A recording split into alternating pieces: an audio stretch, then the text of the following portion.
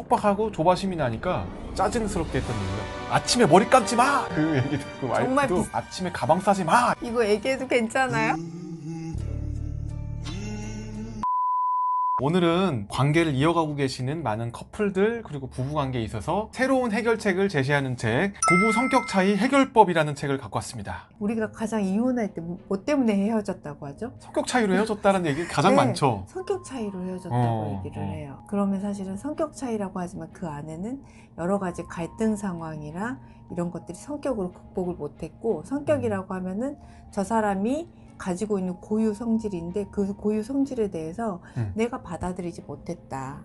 내 고유 성질에 대해서 그 사람이 받아들이지 못했다. 우리는 서로 고유 성질에 대해서 받아들이고 같이 사는 게 어렵다고 해서 헤어지는 경우거든요. 그래서 이제 우리가 상대방이랑 문제가 생겼을 때 나보다 나쁘다라는 전제를 하고 다툼을 시작을 해요.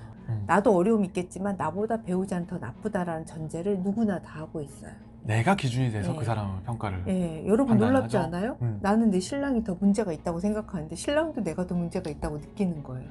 그걸 우리가 인식을 못하고 서로 나보다 배우자가 나쁘다라는 걸 전제한다는 거죠. 이것은 사실은 배우자 이전에 우리가 누군가랑 다툼을 할 때 내가 문제가 되면 내가 되게 슬프잖아요. 그러니까 누구랑 다툼을 할 때도 상대방이 더 나쁘다라는 걸 전제하에 제3자한테 얘기하는 경우가 많아요. 네. 이건 배우자의 문제라기보다는 생각이 많아진 눈빛인데. 네, 제가 했던 행동들이 생각나서 갑자기 막 갑자기 성찰. 내가 그러지 않았나. 여러분들도 혹시 지금 이렇게 생각하고 계실 수도 있겠어요. 그런 분들이라면 굉장히 변화의 여지가 네네. 있는 훌륭하신 분들이죠. 네. 그래서 이제 그 진단을 내려요. 내 배우자는 나쁘다라는 하나의 첫 번째 진단은 뭐냐면 정서적으로 불안해. 이 사람은 불안한 문제가 있어. 이 사람은 화가 많아. 그래서 나보다 미숙해. 이렇게 진단을 내려요, 먼저. 그리고 또 하나는 내 배우자는 남편으로서 이게 부족해. 아내로서 이게 부족해.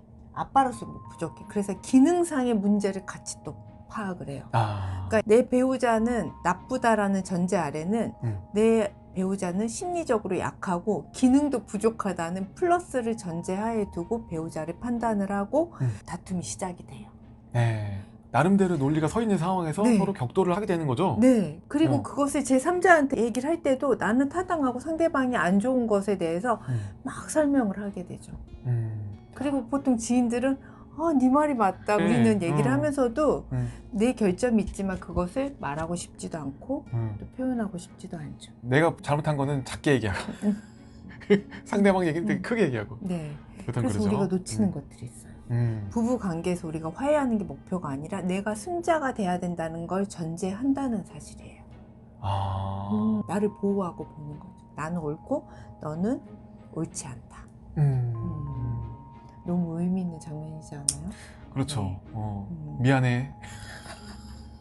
갑자기 미안한 생각이 막 들어서. 그래서 이제 언쟁을 보면은 당신이 틀렸어요. 당신이 이래서 틀렸어요. 합리적이지 못했거나 그 결점을 다 드러내는 거예요. 어떻게 나를 아는데 그럴 수 있어요? 그 얘기는 내 마음을 무시했다는 거죠. 나는 당신 때문에 피해자가 됐어요. 얘기를 하는 거예요. 그리고 나도 할 수 있죠. 근데 당신이 변하지 않으면 나도 할 수 없어요. 이 전제가 있어요. 네가 바뀌어야지만 나도 바뀌겠다. 그리고 서로 어떤 말을 하는 게 가장 취약점인 걸 아니까 그걸 공격을 하기 시작을 해요. 상처를 건드는 거죠? 네. 이 사람이 되게 자존감이 높길 원하고 자존심 센 사람인데 자존감이 떨어뜨리는 강력한 말을 한다든지. 그렇죠. 네. 마지막 그 결정타를 한 대 탁 날려가지고 입을 다물게 하려고. 네. 좀 걱정이 되긴 하는데 뭐 얘기해 주시고 싶은 얘기 있으세요? 이거는 이제 부부관계 얘기는 아닌데 부모님들이 그런 결정타 날 때 있잖아요. 내 집에서 나가! 이런 거 있죠. 그럴 거면 나가! 내 집은 누구 집이야? 그러니까 이건 끝판왕이란 말이죠. 입 다물어야 되잖아요.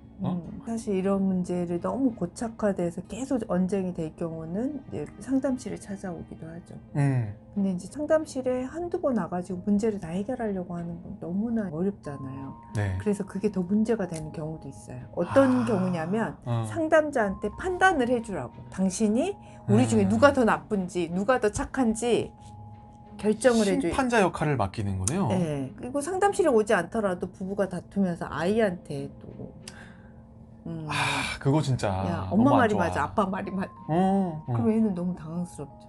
당황스럽죠. 예. 그런데 아이는 그렇게 돼서 결국 한쪽 편을 들게 되는 경우도 많죠.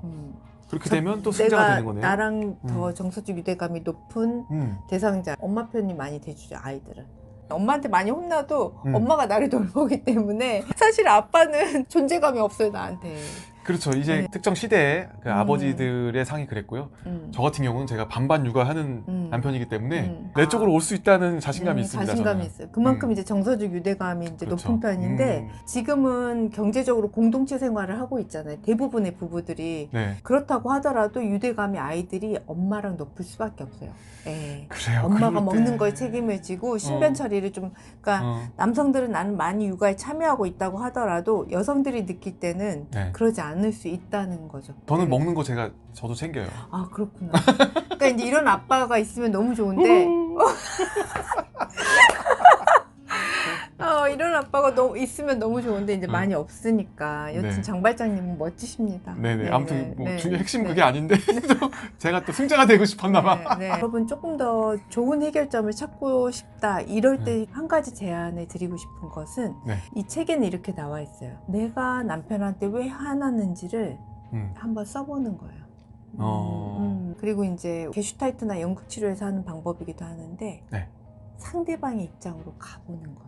남편의 입장에 나를 바라보고 아내가 뭘 바랬었는지 원했었는지 그럼 나는 어떻게 얘기했는지 한번 써보는 거예요. 네. 네. 그러면 내 마음도 조금 볼 수가 있고 상대방 마음도 볼 수가 있고 마지막으로 3자가 돼서 둘이 싸웠던 장면을 좀 보고 내가 한번 써보는 거예요.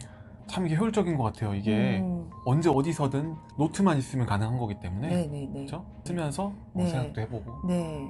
그게 어떤 효과가 있냐면 심리적인 공간을 만들어줄 수가 있어요. 신랑과 나 사이에. 통찰을. 그래서 신랑이 부부 상담을 받지 않더라도 또 신랑이 나한테 뭔가 하지 않더라도 내가 할 수 있는 것들이 있거든요. 네. 그러니까 내 와이프가 해주지 않더라도 내가 스스로 나를 정화하는 작업을 할 수가 있어요. 내가 그때 너무 투머치했구나. 사실 나는 이걸 원했었는데 다른 표현으로 와이프를 공격을 했구나. 주말마다 왜 밖에 나가? 집에 있어야지. 내가 이렇게 바쁘고 힘든데. 근데 사실 내 원트는 밖에 나가지 마가 아니에요. 밖에 나가도 괜찮은데 나랑 더 있어줘가 내 원트였던 거죠. 네, 그러면 남편도 아내가 나가지 말라고 하는 게 아니라 나랑 있길 원하는구나. 그 마음을 알고 나가더라도 미안한 마음이 있을 텐데 감정이 안 좋을 때 나가지 마! 이렇게 얘기를 하면은 남편 입장에서는 나를 못 나가게 하는 이렇게 느낄 수가 있죠. 그래서 사실 써보면서 어떤 말을 했고 그 말 안에는 어떤 마음이 있을지 생각해 보는 것만으로도 아내가 뭘 원했는지 좀 볼 수가 있고 또 내 남편이 뭘 원했는지 볼 수가 있죠. 사례가 팍 떠올랐어요. 이거는 진짜 리얼 100% 리얼 사례인데 서로 같이 출근을 하거든요. 저희는 맞벌이다 보니까 제가 운전을 해가지고 내려주고 이제 저도 출근하고 이런 경우가 많이 있어요. 근데 너무 늦은 거예요. 좀 늦겠는 거예요. 그래서 조바심이 나고 있는 상황인데 와이프가 머리를 엄청 늦게 감아버린 거예요. 여성분들 이제 머리 감으면 머리 기니까 감는데도 한참 걸리고 트리트먼트도 하고 또 말리려고 그러면 또 한참 걸리잖아요. 정말 그 과정은 아는데 너무 그 촉박한 시간에 너무 조바심이 나고 짜증이 나고 아이는 그죠. 보채고 옆에서 아이랑 밥을 먹고 있는데 그죠. 밥을 혼자 먹이고 있는 상황이죠. 촉박하고 조바심이 나니까 그때 짜증스럽게 했던 얘기가 아침에 머리 감지 마! 이랬어요. 그랬는데 그 얘기 듣고 정말 와이프도 비슷한 사례네요. 그 얘기가 와이프를 엄청 화가 나게 한 거죠. 그 워딩만 들었을 때 아침에 머리 감지 마 이게 얼마나 공격적입니까?